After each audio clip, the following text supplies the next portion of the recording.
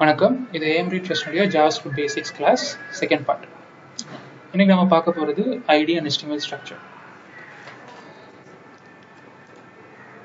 So IDனா என்னன்னா Integrated Development Environment. So எந்த ஒரு ப்ரோக்ராமிங் லாங்குவேஜ் எழுதுறனாலும் அது எழுதுறதுக்கு அதுக்கு தகுந்த ஒரு சாஃப்ட்வேர் வேணும், ஒரு என்வாயன்மெண்ட், அதாவது சூழல் வேணும். ஸோ அந்த சூழலை கொடுக்கக்கூடியதான் இந்த ஐடி.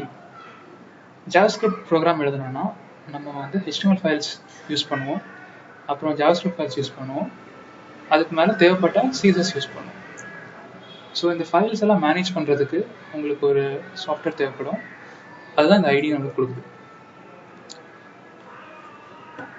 ஸோ ஐடி என்னென்ன பண்ணணும் நீங்கள் பார்க்கலாம்.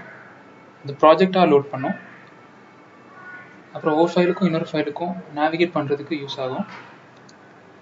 ஆட்டோ கம்ப்ளீஷன் உங்களுக்கு கொடுக்கும். வெர்ஷன் மேனேஜ்மெண்ட் சிஸ்டம் கூட இன்டகிரேட் பண்ணும். டெஸ்டிங் என்வாயன்மெண்ட் செட்டப் பண்ணி கொடுக்கும். அப்புறம் ப்ராஜெக்ட் லெவலில் பண்ண வேண்டிய காரியங்களை அதில் பண்ணிக்கலாம். இதெல்லாம் நிறைய விஷயம் உங்களுக்கு புரிஞ்சிருக்காது, பட் நம்ம ஐடிக்குள்ளே போகும்போது அது உங்களுக்கு புரியும். பாப்புலர் ஐடிஸ், நிறைய பேர் யூஸ் பண்ணுற ஐடிஸ் பாப்புலராக எது இருக்குதுன்னா ஆட்டம், Visual Studio Code, Sublime Text, Notepad++, Vim and Emacs. இதில் சிம்பிளிசிட்டிக்காகவும் சீக்கிரமாக புரிஞ்சுக்கிறதுக்காகவும் நம்ம யூஸ் பண்ண போகிறது Notepad++. இப்போ நம்ம Notepad++ உடைய இன்ஸ்டலேஷன் செட்டப் பற்றி பார்க்கலாம். ஸோ Notepad++ இன்ஸ்டால் பண்ணோம்னா ப்ரௌசரில் Notepad++ன்னு டைப் பண்ணிக்கோங்க. ஃபர்ஸ்ட் லிங்கே டவுன்லோட்ஸ் லிங்க் உங்களுக்கு வந்துடும். கிளிக் பண்ணிங்கன்னா உங்களை வெர்ஷன்ஸ் காமிப்பாங்க. லேட்டஸ்ட் வெர்ஷனே எடுத்துக்கோங்க. இதில் 32 பிட் அப்புறம் 64 பிட் இன்ஸ்டலேஷன் இருக்கும். உங்களுக்கு சிஸ்டம் எந்த ப்ராசஸர் டைப்போ அந்த ப்ராசஸர் நீங்கள் இன்ஸ்டால் பண்ணிக்கோங்க. எந்த 64 பிட், அதனால் 64 இன்ஸ்டால் பண்ணிக்கிறேன். இன்ஸ்டால் பண்ணதுக்கப்புறம் Notepad+ ஓப்பன் பண்ணிங்கன்னா இந்த ஸ்க்ரீன் தான் வரும் உங்களுக்கு. நான் எப்படி ஒர்க் ஸ்பேஸ் ஓப்பன் பண்ணுறதுங்கிற சொல்லித்தரேன். ஃபைல் கிளிக் பண்ணுங்கள், அப்புறம் open folder as workspace அந்த ஆப்ஷனை கிளிக் பண்ணுங்கள். கிளிக் பண்ணிங்கன்னா உங்களுக்கு எக்ஸ்ப்ளோரர் ஆப்ஷன் வரும். இதில் போயிட்டு நீங்கள் எங்கே ஃபோல்டர் க்ரியேட் பண்ணியிருக்கீங்களோ, க்ரியேட் பண்ணலைன்னா ஒரு ஃபோல்டர் க்ரியேட் பண்ணிவிட்டு அந்த ஃபோல்டரை ஓப்பன் பண்ணிக்கோங்க. நான் JavaScript Basics ஒரு ஃபோல்டர் க்ரியேட் பண்ணியிருக்கிறேன். ஸோ இதை கிளிக் பண்ணி ஓகே கொடுக்குறேன். ஸோ அந்த ஃபோல்டரில் உள்ள கண்டென்ட்ஸ் இங்கே லிஸ்ட் ஆயிரும். இதுதான் நம்ம ஐடி யூஸ் பண்ணக்கூடிய ஒன் ஆஃப் த பெனிஃபிட்ஸ். என்னன்னா ஒரு ஃபோல்டர் இல்லை ப்ராஜெக்ட்குள்ளே இருக்கிற ஃபைல்ஸ் பார்க்கலாம். Notepad++ ஆப்ஷன் இருக்குது. ஒரு ஃபோல்டருக்குள்ள ஃபைல்ஸை இங்கே நம்ம பார்க்கலாம். ஸோ இந்த ஃபைலை கிளிக் பண்ணிங்கன்னா இதுமாதிரி கண்டென்ட்ஸ் லிஸ்ட் ஆகும். JS ஃபைல் கிளிக் பண்ணிங்கன்னா இந்த கண்டென்ட்ஸ் இங்கே வரும். இது போக JavaScript ஃபைல்னா ஆட்டோ கம்ப்ளீட் ஆப்ஷன். ஸோ என்னென்ன கமெண்ட்ஸ் இருக்குங்கிற ஆப்ஷன்ஸ் உங்கள் லிஸ்ட் ஆகும். கோட் பண்ணுறதுக்கு ஈஸியாக இருக்கும். அது போக நிறைய ஆப்ஷன்ஸ் இருக்கும். அந்தந்த லாங்குவேஜ்க்கு என்ன ஆப்ஷன்ஸ் வேணுமோ அதுக்கேற்ற மாதிரி ஆப்ஷன்ஸ் கொடுத்துருப்பாங்க. ஸோ எந்த லாங்குவேஜ் செட் பண்ணுறது, இந்த லாங்குவேஜ் டேப்பில் போயிட்டு எந்த லாங்குவேஜ் வேணும் செட் பண்ணிக்கலாம். C, C++, C#, HTML, JavaScript. So நிறைய ஆப்ஷன்ஸ் கொடுத்துருக்காங்க. இது நமக்கு எப்படி யூஸ் பண்ணிக்கலாம். ஓகே, இப்போ நம்ம HTML எப்படி கிரியேட் பண்ணுறாங்கிறத பார்க்கலாம். HTML என்னன்னா ஹைபர்டெக்ஸ்ட் மார்க்அப் லாங்குவேஜ். ஸோ ஒரு வெப்பேஜை கிரியேட் பண்ணுறதுக்கு HTML தான் யூஸ் பண்ணுறோம். HTML describes structure of web page. ஒரு வெப்பேஜ் எப்படி ஸ்ட்ரக்சர் இருக்கணும் டிஸ்கிரைப் பண்ணுறது HTML தான். HTML ஒரு சீரீஸ் ஆஃப் எலிமெண்ட்ஸ், அதாவது HTML எலிமெண்ட்ஸ் கொடுத்துருப்பாங்க. ஸோ அதை எப்படி நம்ம வந்து கிரியேட் பண்ணுறத பேசிக்கை பார்க்கலாம். HTML பற்றி கற்றுக்கணுனாலே அதே ஒரு தனி கிளாஸ், அது ஒரு தனி செஷன் நம்ம கற்றுக்க வேண்டியிருக்கும். ஆனால் இப்போதைக்கு நம்ம வந்து ஒரு பேசிக்காக மட்டும் பார்க்கலாம். ஏன்னா நம்ம அதில் JavaScript எப்படி கிரியேட் பண்ணுறது மட்டும் பார்க்க போகிறோம். ஸோ ஒரு JavaScript ஃபைலை உள்ளே வச்சுக்கிறதுக்கு எவ்வளோ HTML தேவைப்படுறது மட்டும்தான் நம்ம பார்க்க போகிறோம். HTML எலிமெண்ட் வந்து ஒரு ஸ்டார்ட் டேக், ஒரு எண்ட் டேக் கூட இருக்கும். ஸோ ஓப்பன் ப்ராக்கெட் அந்த எலிமெண்டோட நேம், க்ளோஸ் ப்ராக்கெட், அப்புறம் அதனுடைய கண்டென்ட்ஸ், அதுக்கு ஓப்பன் ப்ராக்கெட் ஃபார்வர்ட் ஸ்லாஷ் அப்புறம் அந்த element name close bracket. So இப்படி தான் HTML டேக் இருக்கும். HTML எலமெண்ட்ஸ் இப்படி தான் இருக்கும். ஸோ ஒரு பேசிக் HTML பேஜ் ஸ்ட்ரக்சர் அப்படின்னு பார்த்தீங்கன்னா இப்படி தான் இருக்கும். HTML எலமெண்ட் இருக்கும், அதை க்ளோஸ் பண்ணியிருப்பாங்க. அதான் ஒரு பேரண்ட் எலமெண்ட்டாக இருக்கும், அதுக்குள்ளே சைல்டு எலமெண்ட்ஸ் இருக்கும்.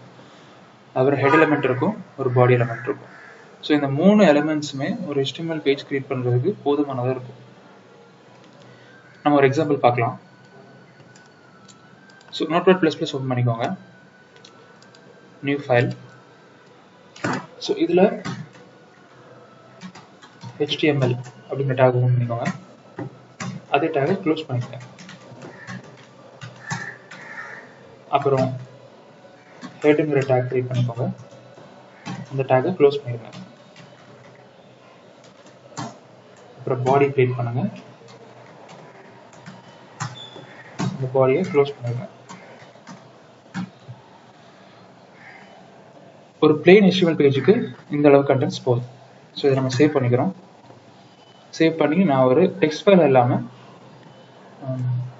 basic.html ஃபைலாக சேவ் பண்ணுறேன். சேவ். ஸோ இப்போ ஒரு HTML ஃபைலாக சேவ் ஆயிடுச்சு. இதை நம்ம வியூ பண்ணோம்னா ஸோ அந்த பேஜ் ஓப்பன், அந்த ஃபைல் இதான் நம்ம இந்த சேவ் பண்ண ஃபைல். ஸோ டபுள் கிளிக் பண்ணிங்கன்னா க்ரோம் ப்ரௌசரில் ஓப்பன் ஆகுது. ஸோ இதில் வந்து ஒன்றுமே கிடையாது, ஜஸ்ட் ஒரு பிளெயின் HTML பேஜ். இதனுடைய கண்டென்ட்ஸ் என்னென்னு பார்க்கணும்னா ரொம்ப ஈஸி. ரைட் கிளிக் பண்ணிவிட்டு இன்ஸ்பெக்ட் கொடுத்தீங்கன்னா என்ன இருக்குன்னு இந்த பேஜில் பார்க்கலாம். ஸோ நம்ம கிரியேட் பண்ண மாதிரி HTML ஹெட், பாடி, அப்புறம் க்ளோசிங் டேக். இதில் கண்டென்ட் கொடுத்து அதை நம்ம பார்க்க முடியுதுன்னு இப்போ பார்க்கலாம். ஸோ பாடிக்குள்ளே ஜஸ்ட் ஒரு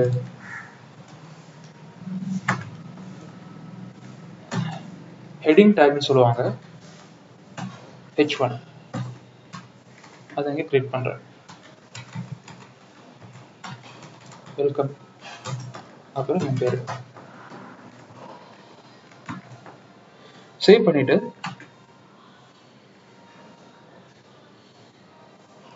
டபுள் கிளிக் பண்ணிங்கன்னா இப்போ உங்களுக்கு வந்து கண்டென்ட் டிஸ்பிளே ஆகுது, வெல்கம் ரிச்சி.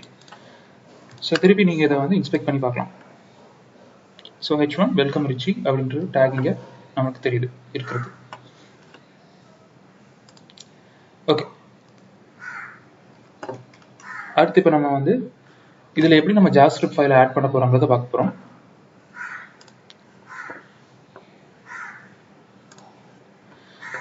ஸோ ஜாவாஸ்கிரிப்ட் ஃபைலை ஆட் பண்ணோம்னா ஸ்கிரிப்ட் டேக் ஆட் பண்ணணும். ஸோ அந்த ஸ்கிரிப்ட் டேக் என்னங்கிறத ஃபர்ஸ்ட் பார்க்கலாம்.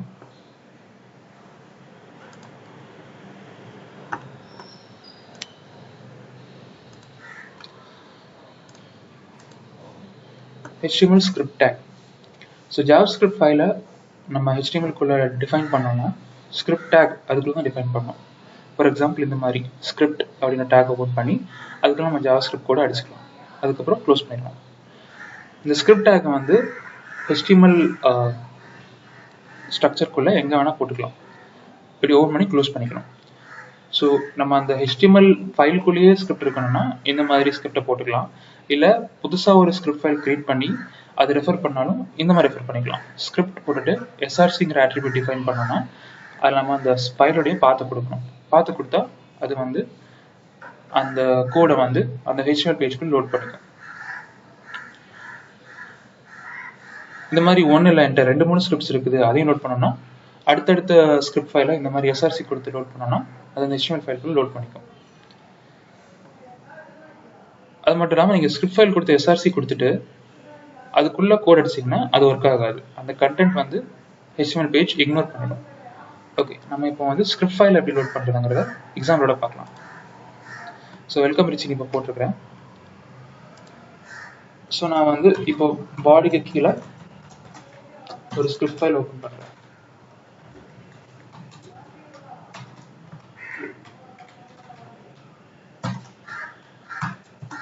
இதுக்குள்ள JavaScript கமாண்ட் வந்து first one of the commands வந்து alert கமாண்ட். இது உங்களுக்கு ஒரு பாப்அப் த்ரோ பண்ணும். அலர்ட்ங்கிறது பாப்அப் த்ரோ பண்ணும். ஸோ அலர்ட்குள்ள இந்த ப்ராக்கெட்ஸ்குள்ள நம்ம வந்து என்ன டெக்ஸ்ட் அடிக்கிறோமோ அது வந்து கண்டென்ட்டாக வரும். ஸோ இது வந்து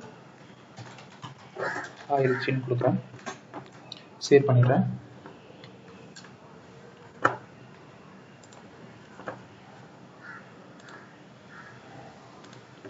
இப்போ வந்து நம்ம சேவ் பண்ணியிருக்கிற பேசிக்ஸ் HTML ஃபைல் ஓப்பன் பண்ணோம்னா ஆயிடுச்சு, அலர்ட் வந்துடுச்சு, நம்ம பேஜ் வந்துடுச்சு.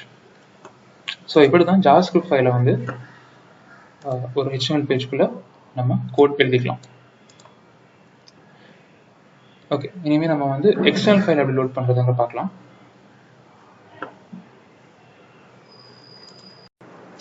இப்போ நம்ம வந்து எக்ஸ்டர்னல் JavaScript ஃபைல் எப்படி கிரியேட் பண்ணுறது பார்க்க போகிறோம்.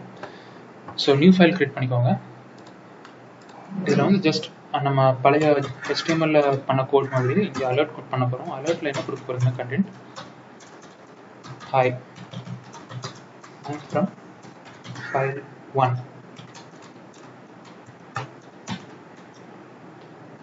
இது மட்டும் கொடுத்துட்டு சேவ் பண்ணிக்கோங்க. இந்த நேம் வந்து file1.js அப்படின்னு கொடுத்துருங்க. நீங்கள் சேவ் பண்ணுற இடம் வந்து நம்ம பேசிக் HTML ஃபைல் எங்கே இருக்கோ அதே ஃபோல்டருக்குள்ளே சேவ் பண்ணிக்கோங்க. சேவ் பண்ணியாச்சு. இப்போ அது JavaScript ஃபைல் ரெகக்னைஸ் ஆனதால இப்போ உங்களுக்கு கலர் கோட்லாம் வந்துடுச்சு. உங்களுக்கு JavaScriptக்கு தேவைப்படக்கூடிய எல்லா ஹெல்ப்பும் வந்து Node+++ தானே பண்ணிக்கும். லாங்குவேஜ்லையும் JavaScript செலக்ட் ஆகிருக்கும் பை டிஃபால்ட். ஸோ நம்ம இப்போ இந்த ஃபைலை வந்து நம்ம பேசிக் HTMLக்குள்ளே ரெஃபர் பண்ண போகிறோம். எப்படி பண்ணுறதுன்னா திருப்பி அதே மாதிரி ஒரு ஸ்கிரிப்ட் டேக் ஓப்பன் பண்ணிக்கோங்க. இதில் வந்து srcங்கிற ஆட்ரிபியூட் இன்க்ளூட் பண்ணிவிட்டு that is equal to double கோட்ஸ்குள்ளே file1.js இதனுடைய ஃபைல் நேம் அண்ட் எக்ஸ்டென்ஷன் கொடுத்துட்டு க்ளோஸ் பண்ணிடுங்க. சேவ் பண்ணிக்கோங்க. இப்போ நம்ம basic.html ஓப்பன் பண்ணோம்னா நம்மளுக்கு அந்த செகண்ட் அலர்ட் மெசேஜும் வரணும். ஸோ ஃபர்ஸ்ட் ஹாய் ரிச்சிங்கிற அலர்ட் மெசேஜ் வந்துடுச்சு. ஓகே கொடுக்குறேன். ஹாய் ஐம் ஃப்ரம் ஃபைல் 1 மெசேஜும் வந்துடுச்சு. ஸோ இந்த மெசேஜ் வந்து நம்ம எக்ஸ்டர்னல் ஃபைல்லேருந்து லோட் ஆகிருக்கு. இதை நம்ம இன்ஸ்பெக்ட் பண்ணி பார்க்கலாம். ஸோ பார்த்தீங்கன்னா இது நம்ம HTML ஃபைலுக்குள்ளே இருக்கிற JavaScript கோட். இது வந்து எக்ஸ்டர்னல் ஃபைல், இதுவும் லோட் ஆகிடுச்சு. ஸோ இந்த ஃபைலை பார்க்கணும்னா என்ன பண்ணணும்னா சோர்ஸ்குள்ளே போயிட்டு பார்த்தீங்கன்னா இந்த ஃபைலும் உங்களுக்கு காமிக்கும். ஓகே, ஸோ நம்ம இப்போ வந்து எப்படி ஒரு ஸ்கிரிப்ட் ஃபைல் லோட் பண்ணுறது ப்ளஸ் வந்து எப்படி வந்துட்டு அந்த எக்ஸ்டர்னல் ஸ்கிரிப்ட் ஃபைல் லோட் பண்ணுறதுங்கிறத பார்த்துட்டோம். ஸோ இந்த கிளாஸில் என்ன பார்த்தோம்னா ஐடிங்கிறது என்னென்னு பார்த்தோம். ஐடிங்கிறது டெவலப்மெண்ட் என்வாயன்மெண்ட். நீங்கள் JavaScript கோட் பண்ணக்கூடியதுக்கு ஹெல்ப் பண்ணுறதுக்காக ஒரு சாஃப்ட்வேர் தேவைப்பட்டுச்சு. அதை நம்ம Notepad++ இன்ஸ்டால் பண்ணோம். அதை எப்படி யூஸ் பண்ணுறங்கிறது பார்த்தோம். அப்புறம் வந்து HTML எப்படிங்கிறது என்னதுங்கிறது பார்த்தோம். HTMLங்கிறது வெப்பேஜ் டிஸ்கிரைப் பண்ணக்கூடிய ஒரு லாங்குவேஜ். ஸோ அதில் HTML எலமெண்ட்ஸ் இருந்துச்சு. அந்த எலமெண்ட்ஸ் என்னென்னங்கிறத பார்த்தோம். ஸோ நான் ஒரு பிளெயின் HTML எலமெண்ட்டுக்கு என்னென்ன தேவைப்பட்டுச்சுங்கிறத பார்த்தோம். அதாவது HTML டேக், அதுக்குள்ள ஒரு ஹெட் டேக், அதுக்கப்புறம் பாடி டேக் போட்டோம். பாடி டேக்குள்ள ஒரு ஹெட்டிங் போட்டு அதை நம்ம டிஸ்பிளே பண்ணி காமிச்சோம். அதுக்கப்புறம் JavaScript ஃபைல் எப்படி லோட் பண்ணுறது, JavaScript கூட டைரெக்டாக எப்படி லோட் பண்ணுறது, ஒரு ஸ்கிரிப்ட் ஃபைல் எக்ஸ்டர்னல் ஃபைல் எப்படி லோட் பண்ணுறது அதை பார்த்தோம். ஸோ இப்போ நம்ம ஒரு அசைன்மெண்ட் பண்ணலாம். ஸோ நான் பண்ண மாதிரியே ஒரு HTML ஃபைல் கிரியேட் பண்ணுங்கள். அதில் வந்து ஹெட், பாடி, அதுக்கப்புறம் HTML டேக் கிரியேட் பண்ணி அதுக்குள்ளே ஸ்கிரிப்ட் ஃபைலுக்குள்ளே அலர்ட் டிஸ்பிளே பண்ணுங்கள். I am Richie, அதுக்கு பதிலாக I am உங்கள் பேரை போட்டுக்கோங்க. அப்புறம் இன்னொரு 2 எக்ஸ்டர்னல் ஃபைல்ஸ் கிரியேட் பண்ணிக்கோங்க. 2 எக்ஸ்டர்னல் ஃபைல்ஸ்லையும் I am from file 1 அப்படிங்கிற மெசேஜை ஃபர்ஸ்ட் ஃபைல்லையும் I am from file 2ங்கிற மெசேஜை செகண்ட் ஃபைல்லையும் போட்டு அதை வந்து உங்களுடைய HTML பேஜில் லோட் பண்ணி அதை வந்து ரன் பண்ணி பாருங்கள். இதுதான் உங்களுடைய அசைன்மெண்ட். ஓகே, இனிமேல் நம்ம அடுத்த கிளாஸ் பார்க்கலாம். நன்றி.